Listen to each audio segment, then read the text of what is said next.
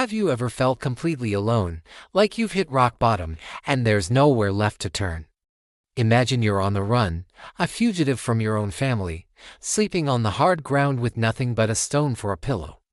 That's exactly where we find a man named Jacob one fateful night. This isn't just a story from thousands of years ago. It's a story about hope, about finding God in our most desperate moments. It's the story of the night heaven touched earth. Jacob was in a terrible spot. He had just deceived his blind, elderly father, Isaac, and stolen the birthright blessing from his twin brother, Esau.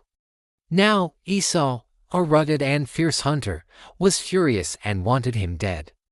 So Jacob fled. His mother, Rebekah, sent him away to her brother Laban's house in a distant land called Haran. He was leaving behind everything he knew, running for his life, with the weight of his guilt and fear pressing down on him. As darkness fell, he found himself in the middle of nowhere, a place he would later name Bethel, which means house of God. But at that moment, it was just a desolate, lonely spot. He took a stone, placed it under his head, and fell into an exhausted sleep. And that's when the magic happened. He began to dream. But this was no ordinary dream. In his vision, he saw a magnificent stairway, or a ladder, set up on the earth, and its top reached all the way to heaven. And behold, the angels of God were ascending and descending on it. Picture that for a moment. A direct connection, a bridge, between our world and the divine realm. It wasn't a static image, it was a bustling highway of celestial activity. This ladder wasn't just a beautiful sight, it was a powerful symbol. It showed Jacob, and it shows us, that even when we feel completely cut off and isolated, heaven is never far away. There's constant communication and movement between God's world and ours. But the vision didn't stop there. At the very top of this ladder, standing above it all, was God himself. And he spoke directly to Jacob. He said, "I am the Lord, the God of Abraham your father and the God of Isaac." He started by identifying himself, connecting himself to Jacob's family, to his heritage. This wasn't some random, unknown deity. This was the God of his ancestors, the God he had heard stories about his entire life. Then, God made a series of incredible promises. He promised Jacob the very land he was lying on, not just for him but for his descendants, who would be as numerous as the dust of the earth. He promised that Jacob's family would spread out in all directions and that through him and his offspring, all the families of the earth would be blessed. Think about the state Jacob was in. He was a lone fugitive, with no land, no family around him, and a future that looked bleak at best. And in this moment of utter vulnerability, God promises him land, a massive family, and a legacy that will bless the entire world. It's a promise of a future so grand it's almost impossible to comprehend. But the most important promise, the one that must have hit Jacob right in the heart, was this: "Behold, I am with you and will keep you wherever you go, and will bring you back to this land. For I will not leave you until I have done what I have promised you. I am with you. I will keep you. I will not leave you." For a man who was terrified and alone, these were the most comforting words imaginable. This wasn't a conditional promise. God didn't say, "I'll be with you if you clean up your act." He met Jacob right where he was, in the middle of his mess, his fear, and his guilt. God saw a cheat and a fugitive, and he offered him grace, presence, and an unconditional promise of protection. This is the heart of the story. It's not about Jacob's worthiness, it's about God's faithfulness. When Jacob woke up, he was stunned. The fear was still there, but it was now mixed with awe. He said, "Surely the Lord is in this place, and I did not know it." He was afraid and said, "How awesome is this place? This is none other than the house of God, and this is the gate of heaven." He had slept in a random field, but he woke up in the antechamber of the divine. He realized that God's presence isn't confined to temples or special holy sites.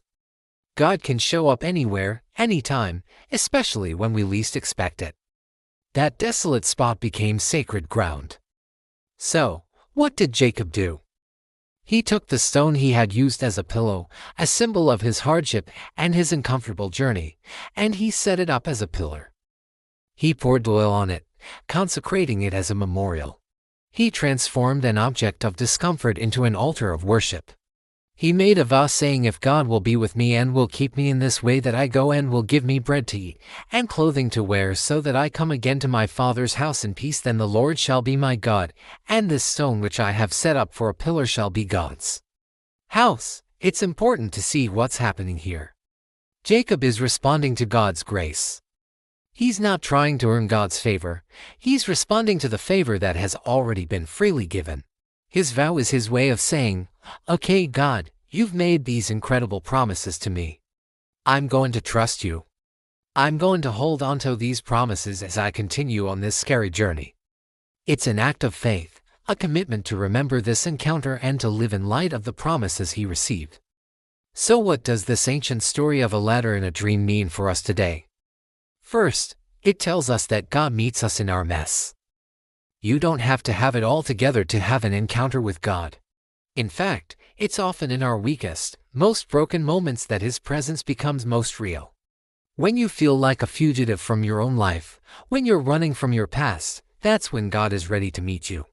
He isn't waiting for you to be perfect, He's waiting for you to be present. Second, the ladder is a picture of Jesus.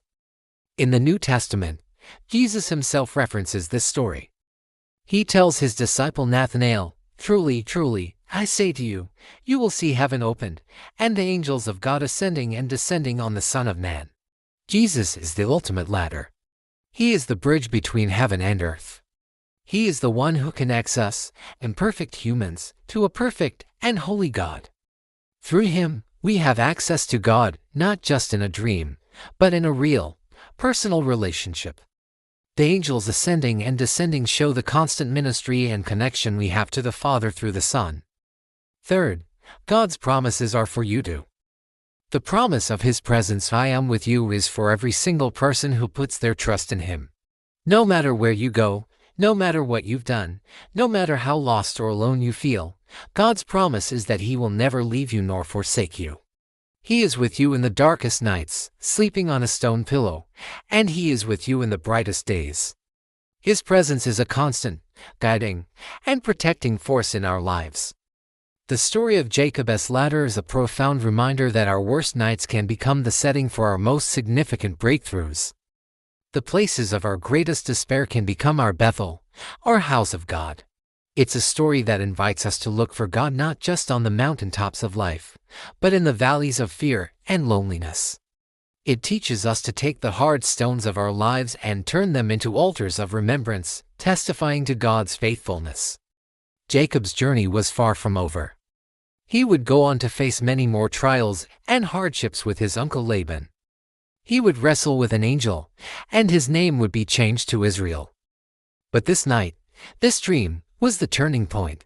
It was the moment a deceptive runner became a promised patriarch. It was the night heaven touched earth and changed one man's life forever. And that same God, the God of Jacob, is still reaching down from heaven today, looking for lonely fugitives to bless, to guide, and to promise, "I am with you always." If you're feeling lost or alone today, remember Jacob. Remember that God is not distant. The heavens are open, and He is closer than you think. Perhaps tonight is your night for heaven to touch earth. Thanks for watching. If this story resonated with you, please like, share, and subscribe for more content that explores the powerful truths found in these ancient texts. See you next time.